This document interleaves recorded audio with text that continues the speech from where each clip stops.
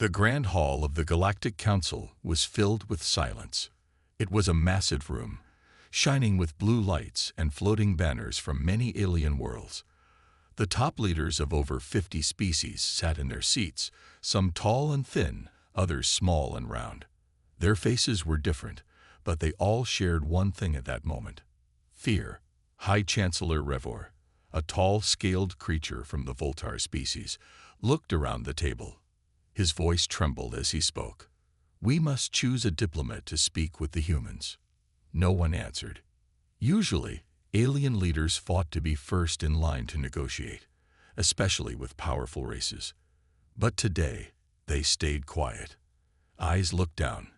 Tentacles, claws, and hands stayed still. A young diplomat from the Solari race finally spoke, voice shaking. "Why? Why not send one of them here instead?" Revor's eyes narrowed. "They refuse. They say we must send someone to Earth, or they will take our silence as a message." A whisper ran through the room. Not loud, but strong enough to feel like thunder. Earth. The word itself brought memories. Terrifying memories. 2 years ago, the Yovax Empire tried to conquer a human colony. The Yovax had powerful warships and mind control devices. They laughed at Earth's weak defense systems. But then, the fighting stopped. The Yovax agreed to peace after a single meeting with a human diplomat. They never spoke of what happened inside that room. But the Yovax leader, once loud and proud, came out silent and pale, like something had drained his very soul. A week later, he resigned. A month later, he disappeared. No one has seen him since. From that day, rumors began to spread. Human diplomats don't argue, some said. They don't threaten. They just talk.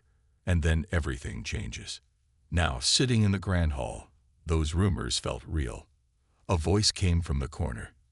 Ambassador Crix, a short, wide-eyed being from the Mitor Union. "I once spoke to a human diplomat," he said softly. All eyes turned to him. He had never shared this before. It was during a trade talk. Nothing serious. But when I sat across from her, something felt wrong. She didn't smile much. Her eyes were calm, too calm. I felt like she could see everything inside me. Crix paused. I started saying things I didn't plan to say. I told her our trade secrets, our weaknesses. I told her my fears. The room was frozen. "She didn't force me," he continued. "She didn't even ask. But I talked. And after it was over, I felt empty." Revor leaned forward. "What happened after that?" "She thanked me," Crix whispered, "and walked away." 2 days later, her government had deals signed with our rivals. Deals they couldn't have made without knowing our secrets. Revor stood up. And yet, they never broke the rules. Never fired a shot. Never made a threat. "That's the danger," Crix said. "They don't need to." A deep silence returned to the room. Even the lights seemed to dim. Another leader, Sova of the Glarn Republic, broke the silence. "So what now? We cannot insult them by refusing, but we cannot risk our minds by sending someone." "Exactly," Revor said. "And that is why we are here, to decide who will go." No one spoke. The fear was heavy. It wasn't the fear of war or death. It was the fear of losing control, losing oneself. Aliens across the galaxy had weapons, ships, and shields. But humans had something different. Their voices, their presence, their strange way of understanding weakness and gently pressing until the strongest mind cracked like thin glass. Suddenly, the doors to the chamber opened. A soft blue light entered. A figure walked in, tall, wearing a black coat with a simple Earth emblem on the chest. The human diplomat had arrived early. Everyone stood up, unsure what to do. Should they run? Should they stay? The human smiled, a calm, harmless smile. "Good day, honored leaders," she said in a soft voice. "I came to make things easier. No need for anyone to travel. I'll speak here, if that's all right." Her voice was smooth, clear, friendly. But for some reason, a chill passed through the room. Revor swallowed hard. We were just discussing your arrival." The human nodded. "Excellent. I'll wait." She sat in an empty chair near the circle, folding her hands gently. No threat, no weapon, just words. And yet, every alien in the room felt like they were standing on the edge of a cliff. Because deep down, they all knew this was no ordinary meeting. Many years before the human diplomat walked into the Grand Hall, the galaxy didn't know much about Earth. To most alien species, humans were seen as just another young race. Primitive, emotional, too violent to be taken seriously. But that changed with first contact. It all began on the edge of galactic space, near a mining system owned by the Greloth Empire. A small silver ship had entered the restricted zone. It was slow. Its design was strange. Its signals were weak. The Greloth patrol ship locked onto it, preparing to destroy what it believed was a pirate or lost scavenger. But before it fired, a calm voice came through the comms. "This is the Earth ship Solace. We come in peace. We request dialogue." The Greloth captain, Commander Velchar, laughed. Dialogue. With a metal box flying like a wounded bird.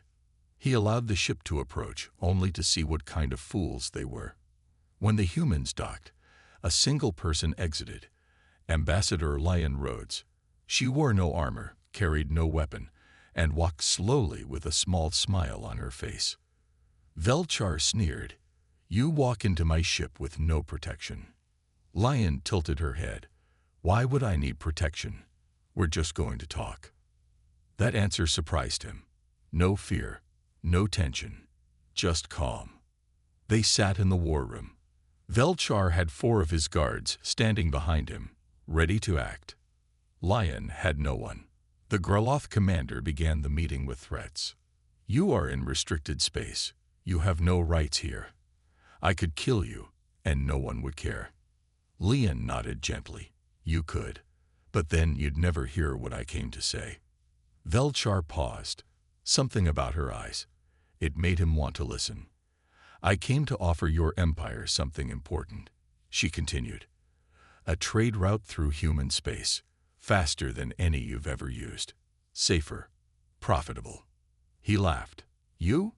Profitable? You come from a dirt planet with no fleet." Lian didn't flinch. "Not yet. But we grow fast. And we learn faster." Velchar leaned in. "And why should I trust you?" Her expression didn't change. She reached into her pocket and placed a small cube on the table. It glowed and showed a holographic map of the sector, with unknown tunnels and shortcuts through black holes and gravity fields. No one outside the council had that information. Velchar's eyes widened. "How did you get this?" "We listened," she said simply. "And we saw patterns others didn't." The room grew quiet. She leaned forward slightly and added, "But this is only the beginning. We offer knowledge, not just trade." Velchar stared at her. He had met hundreds of diplomats from dozens of worlds. Most were loud. Some were clever. Some were scared. But this human, she was different. Too calm. Too focused. She made him feel like he was being studied, not the other way around. "I need time," he finally said. "Of course," Lion replied, standing up. "We'll wait." As she turned to leave, Velchar asked, "What if I say no?" She smiled gently. "Then someone else will say yes." That meeting was the start of everything. Within 6 months, 3 rival empires were using Earth's trade routes. One by one, the most powerful factions agreed to secret talks with human diplomats. And every time, something strange happened. No violence, no threats, no spies. But after those meetings, alien leaders changed. They gave up colonies, canceled invasions, signed peace deals that no one expected. The Galactic Council began to notice. They started asking questions. What are the humans doing? What do they say in those meetings? Why does everyone who talks to them come back different? But no one could explain it, because no one remembered exactly what was said in those meetings. Even Velchar, once a proud war commander, now served in a quiet science post. He avoided reporters. He refused interviews.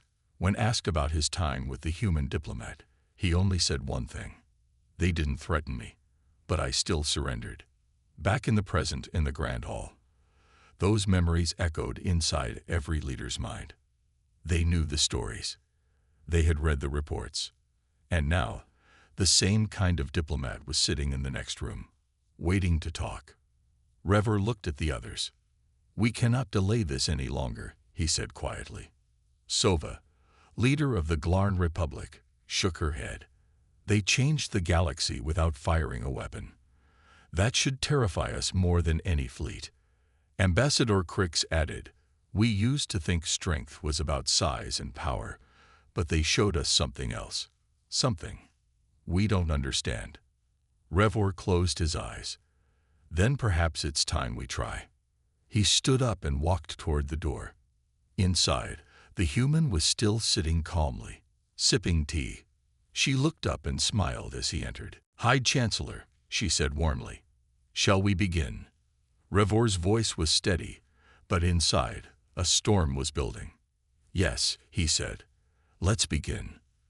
But in the back of his mind, a thought whispered, "Will I walk out the same, or will I be changed, like the rest?" Chancellor Revor stood just inside the private chamber. The door closed behind him with a quiet hiss, sealing the room and shutting out the worried eyes of the Galactic Council.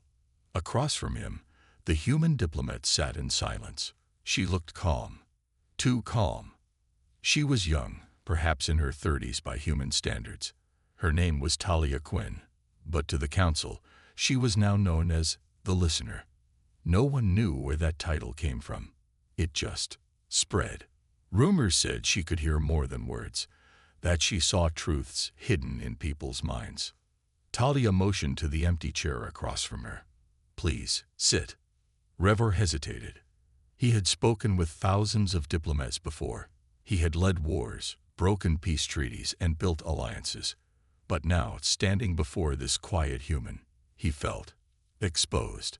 He sat slowly. A moment passed. No one spoke. The silence wasn't awkward. It felt like a test. Revor realized she was giving him the chance to speak first. But he stayed quiet. Talia eventually broke the silence. "You fear us." Revor didn't respond. Talia continued, "Not because of what we've done, but because of what you think we might do." He leaned forward slightly. "Is that wrong?" Talia smiled gently. "No, it's very smart." Revor narrowed his eyes. "Then tell me, what is your plan? Why are human diplomats always quiet? Why do leaders change after meeting with you?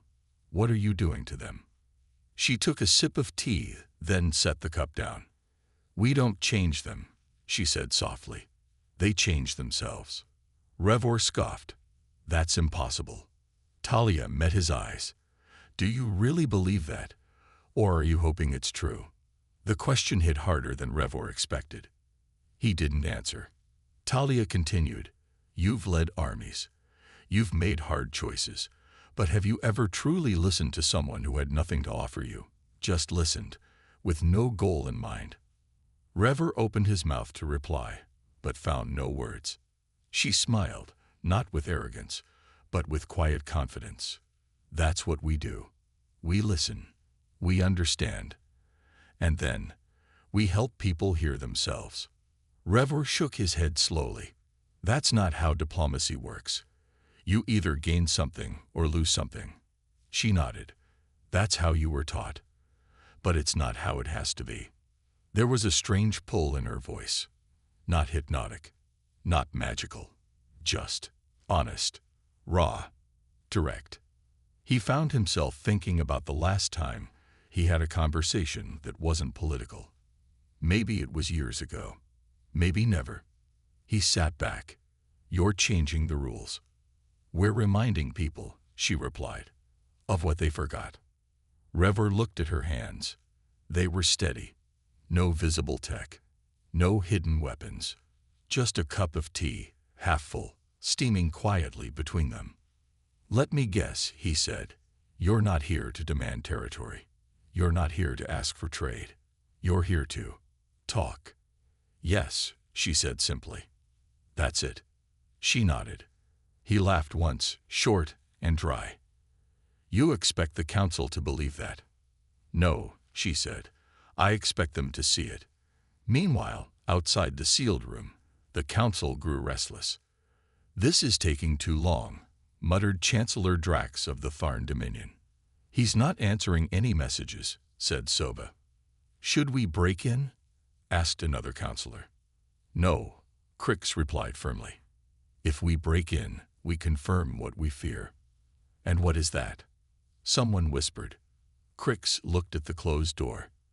"That she doesn't need weapons to win. She only needs a chair and time." The room fell silent again. Back inside, Revor felt something shift. He was no longer thinking like a leader. He was thinking like a person, and that scared him. Talia's words were simple. Her questions were quiet, but each one opened doors in his mind that he had closed long ago. Memories came back. A brother he hadn't spoken to in decades, a promise he broke during the last war. His dream, once, to build peace, not power. He looked at her, voice low. "You, remind people of who they were." She nodded, and who they could be. Revor leaned back, eyes wide. "No wonder the others are afraid.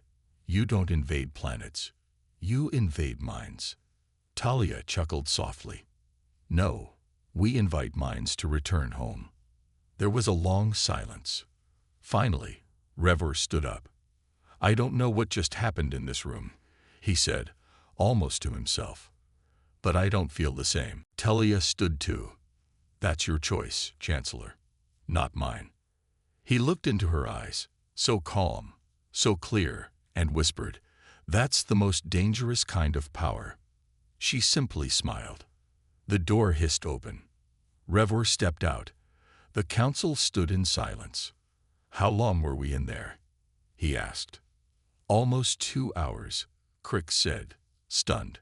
"It felt like 10 minutes, Revor whispered. Sova walked up. "What did she offer?" Revor looked at them all. "She didn't offer anything," he said slowly. "She listened." The council looked at one another, confused, nervous. Revor added, "I'm calling an emergency meeting. We need to talk about who we're becoming." And then he did something no one had seen him do in 20 years. He smiled. After Chancellor Revor's private meeting with the human diplomat, the mood inside the Galactic Council shifted. The change wasn't loud or sudden. It was quiet, like a cold wind brushing past your skin when you're alone in the dark. Nobody said anything openly, but everyone felt it. Something about the humans wasn't right, or maybe it was too right. Strange reports begin. A week later, strange reports started to arrive from different parts of the galaxy. A warlord from the Krell Empire surrendered without a fight, right after meeting with a human ambassador. A trade dispute that had lasted 50 years between the Varnek and the Tolgians ended overnight, after one short visit from a human envoy. Even more disturbing, several planetary leaders simply disappeared from public life after these meetings. They left behind messages saying they needed to find themselves. Some stepped down from power completely. Others walked away from massive fortunes, families, or entire civilizations. Whispers filled the halls of the council. "They're breaking us without firing a shot." They use words like weapons. They see something in us, and it changes us. The quiet panic. Inside his private office, Chancellor Crix read the latest report with shaking hands. The words were clear, but his mind couldn't accept them. Governor Telerin of Zorak Prime has issued a complete surrender to Earth. No demands were made. No battle occurred. He claims the humans have shown him a truth too heavy to ignore. He is stepping down and retreating to a monastery. Crix put the report down and rubbed his temples. He had always believed that the humans were dangerous. But this was something else. They weren't using ships or armies or weapons. They were using truth, and for some reason, it was destroying the galaxy's most powerful people. He called for an emergency council session, the meeting of fear. The council gathered in secret. No press, no aides, just the top leaders of the galaxy's strongest civilizations. What's happening? Sova asked, her voice low. They're winning, Chancellor Drax growled. And they haven't even attacked. Crick stood. It's not just Earth's military we should fear, it's their diplomats. Something is wrong with them. They unmake people. They're brainwashing us. Someone shouted. No, Revor said, entering the chamber. They're doing something worse. Everyone turned to look at him. They're making us see who we really are, and many of us don't like it. What are you talking about? Drax asked. Did they put something in your head? No, Revor said calmly. They didn't force me to change. I chose to, because I realized something terrible. He looked around the room. We've built this galaxy on lies, on fear, on threats. We thought strength meant silence and power. But the humans, they listen. And then they make you listen too. To yourself. No one spoke. And you know what happens, Revor whispered, when people really listen to themselves. They stop pretending. Across the stars, news began to spread. Not in headlines, but in whispers. An old pirate lord in the Dead Rings surrendered his fleet after a human envoy showed him a photo. No one knew what was in the photo, but he cried for an hour and then destroyed every weapon he owned. On the icy planet of Veskar 9, a council of merchants dissolved their corrupt government after talking to a human named Jonas. They said they were done lying to themselves. A rumor even said that a secret meeting between the Skoric Queen and a human child ended with the Queen saying, "We are not as powerful as we thought," and then canceling an entire war. A secret investigation. Deep inside a hidden council base, a group of intelligence agents reviewed the cases. This isn't diplomacy, one agent said. This is psychological warfare. But how? Another asked. They don't use tech. They don't make demands. They barely even talk sometimes. The lead agent stood up and played a video from a body cam recovered from a now-retired governor. The footage showed a human woman sitting at a table. The governor ranted, yelled, threatened. The human said nothing for nearly 20 minutes. Then she said only one sentence. "Is this who you wanted to become?" The governor went silent. A long pause followed. Then he wept. The council's decision spread like wildfire. Human diplomats were banned. Their ships were denied access. Their communications were blocked. Their messages were ignored. Across the galaxy, screens went dark whenever Earth tried to speak.